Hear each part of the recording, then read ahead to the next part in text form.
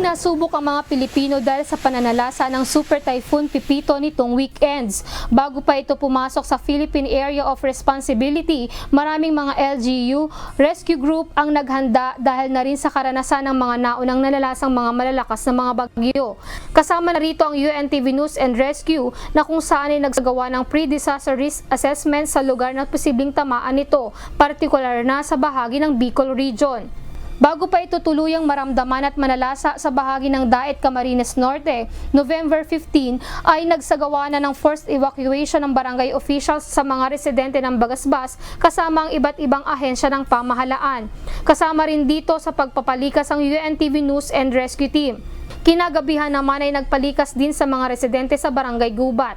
Nagmonitor din ang mga rescue team sa Camarines Sur, Albay, maging sa Catanduanes na kung saan naglandfall ang Super Typhoon Pipito.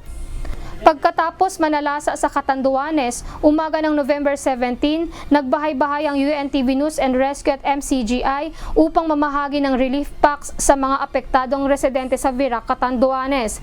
Bago rin dumaan sa bahagi ng Nueva Ecija ang bagyong Pipito, isang residente mula sa Barangay Isidro sa Cabanatuan ang humingi ng saklolo sa UNTV News and Rescue para mailikas ito sa kanyang bahay. May sugat ito sa paa kaya hirap itong maglakad kaya humingi ito ng saklolo. 8 individual naman sa Barangay Tamurong First at Barangay Kalongbuyan sa Candon City sa Ilocos Sur, 8 individual ang inilikas ang UNTV News and Rescue dahil kabilang ang mga tinitirhang bahay nila sa low-lying areas. Inilikas ang mga ito at dinala sa evacuation center.